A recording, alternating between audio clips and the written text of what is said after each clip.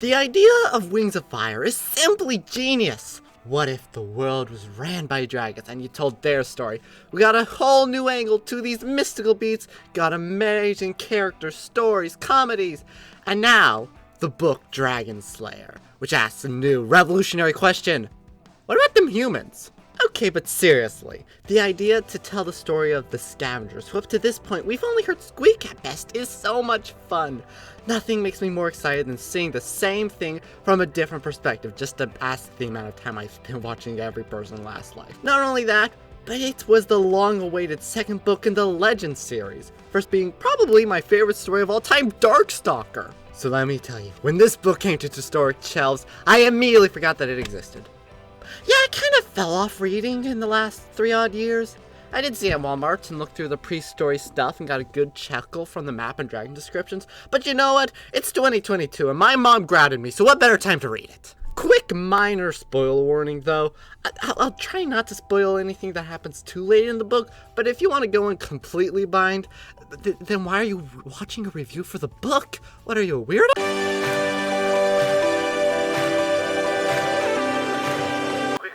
Pop in. Look at this graph. Wait, wrong graph. Look at this graph. Fix it. This book took the format from Darkstalker, that is, having 3 main characters and switching between the perspective between chapters. But unlike Darkstalker, where this tool was used to show multiple perspectives to one madman's descent into madness, this one used it less effectively, but we'll get to that later. For now, let's talk about the book's protagonists. Starting off with Ren, aka the best one. Ren is simply amazing with so much spunk and spirit. It's no wonder the leaders of her guild decided to sacrifice her to the dragons. But Ren, being so bad donkey, ain't gonna die that easily. In fact, she's gonna find a baby dragon and raise and become the first dragon-speaking human on the planet. Wow. And let's not forget to mention her dragon friend, who's most likely is Peril's brother. Yeah, I thought he was I thought he was dead too, but nope.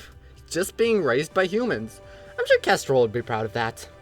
Sky is basically, if you applied a negative filter to Peril's personality, he's sweet, kind, literally cannot hurt a fly, and spends his free time watching small adorable animals.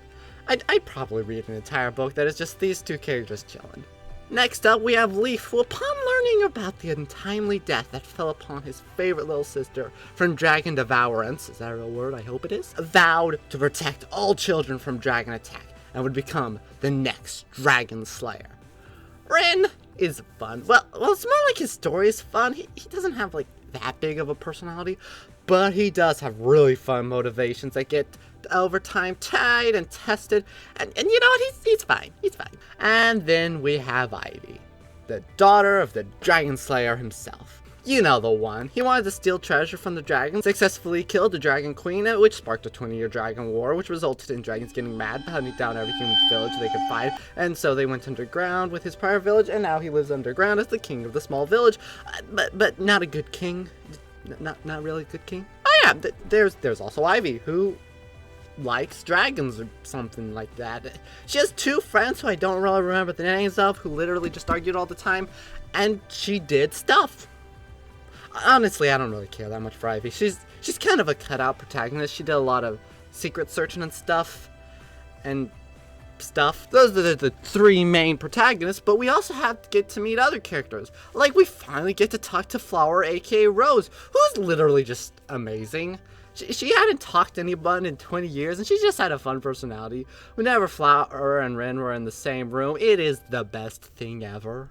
And that's all the important characters. At least all the important characters I want to talk about and remember. But what's a good characters without a good story? Transition?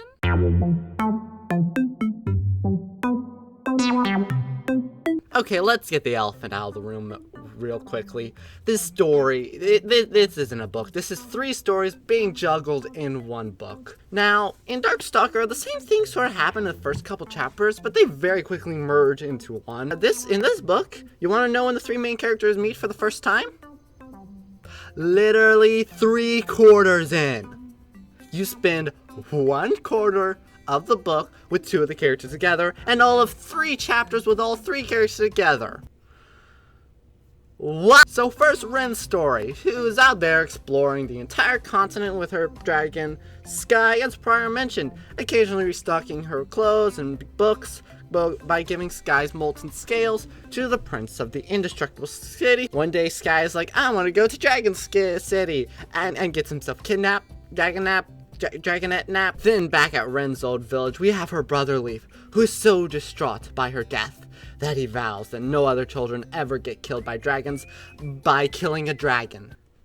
He becomes an apprentice to the evil people who run the town, who sacrificed his sister, but he doesn't know that. He finds blueprints to the castle and decides to go kill a dragon with some of his friends, but uh-oh! One of them betrays the others and tries to steal the treasure for himself. Dun dun dun!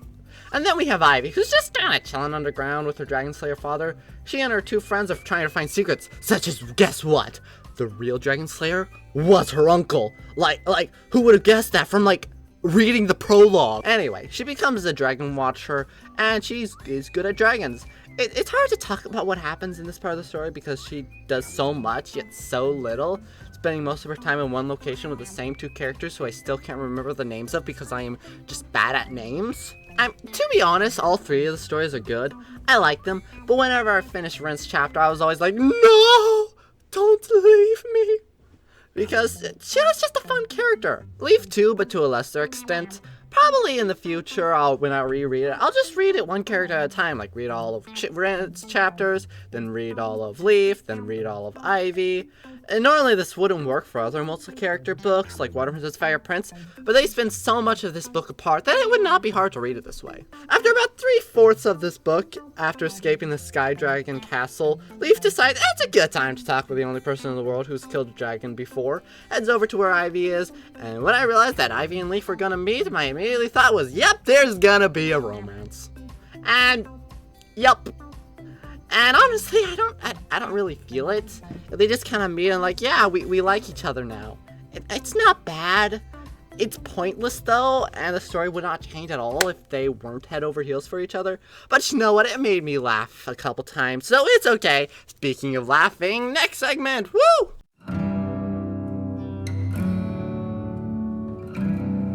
This book is very funny. I mean, that's a given. We're talking about Wings of Fire. If Tui T. Sutherland's good at anything, it's making characters which you can just put in a room and hilarity ensues. As much as I give Ivy's friends trash, I have to admit they are hilarious. Just constantly bickering while Ivy is over here please no. Ivy is also amazing. It's the confident, I don't give a flying frying pan what you think of me personalities that always tickle my funny bones. Pair that with Sky's adorable naivete, or Prince I Forgot His Name, or Flower/Rose, or you get the point. It's hilarious. But I do think this book was missing that emotional edge I was expecting. You see, most entertainment has the simple problem of lack of stakes. You always know the book's gonna end in happily ever after, so it's hard to get a threatening presence from danger. Then Darkstalker came along and threw that straight in the ocean. And going into Dragonslayer, I felt that same potential of proper emotional stakes. I mean, we have no evidence of anyone surviving. It's not a mainline book series, so literally anything could happen. The second I realized who Sky was, I realized she's probably gonna get herself stuffed in Burn's Weirdling Tower. The second I saw that Leaf and his friends were getting trapped in the Skywing Palace, I realized his friends were probably not gonna make it out of there alive. We don't see 3 people climbing out of it in the first book, we only see 1. So, bad things could happen. But nope, none of this ever happens. This book ends in the blandest way possible, which we'll get to later.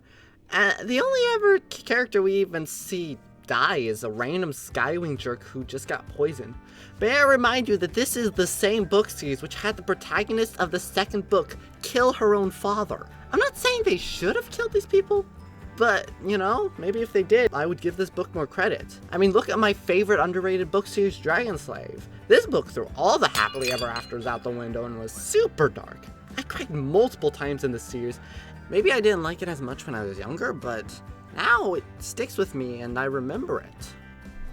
I did like how throughout the entire book, we have Rin over here who's like, nobody misses me, while we have Leaf who's constantly thinking about her in every decision. He's thinking, what would Rin do here? And has a little Rin voice in his head always talking to him. That's just a nice little touch. As it is, the most emotional part is when Rin and Leaf finally reunite. But all that got out of me was a large grin. The lack of strong emotion was not what I would prefer, but honestly, I don't mind it that much. So let's move on to part 4, what I like to call continuity.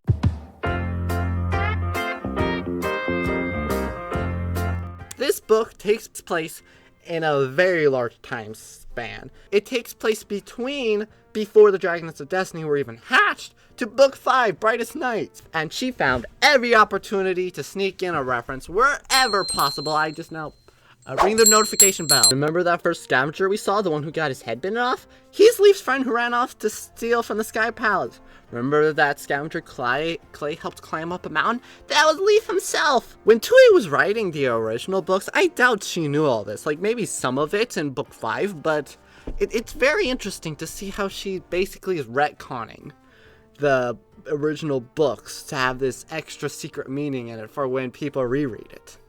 Which I did reread the original book before reading this one. I haven't reread book 2 yet, but I'm getting there. They even snuck in a cameo from the Dragonets themselves when they were only hatchlings in a cave. But I do have to ask, if Ren and Sky were able to find the Dragonets so easily by seeing the light from a hole at night, then do you expect me to assume that nobody else was flying around, saw and was like, oh look, a bomb, whoops! The timing in this book was a tad odd as well. It starts off when everyone is 7, and then ends when everyone are teenagers. At the start, chapters were mostly months or years apart, and then we spend a bunch of time in the first book, and suddenly we're in the 5th book, and I'm confused. Anyway, that's all I have to say. Segment 5! Part 5. Blah.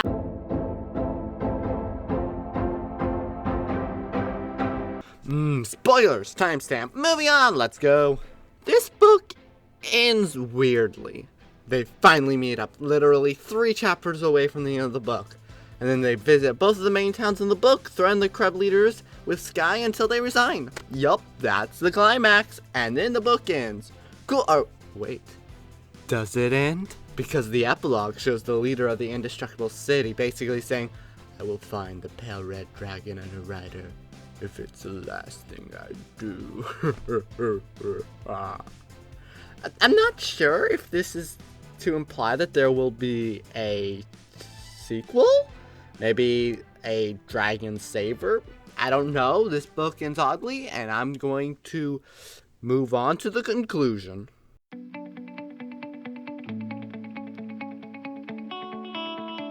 This book is not good. At least, it's not as good as Darkstalker. Darkstalker was such a monumental book for me that Dragonslayer just doesn't seem as good at first glance. But it's still a good book. It's fun, enjoyable, and just a good read. I would recommend it. Do read it. It is lovely. Just not as good as Darkstalker, and you know what? That's okay. Anyway, after 10 months of working on a video talking about why this book is worse than Darkstalker, maybe it's time I make a video about Darkstalker. Subscribe if you want to see that. Wink. From the dragon, successfully killed the dragon sleeve, which... sleeve. And guess what? The excuse me. Yep, got that on camera. Leaf 2, but to a lesser expense. Accent span between the dragon, before the Dragons of Dragon. Do you remember that first scavenger we ever saw? He's the one who got his head bitten off.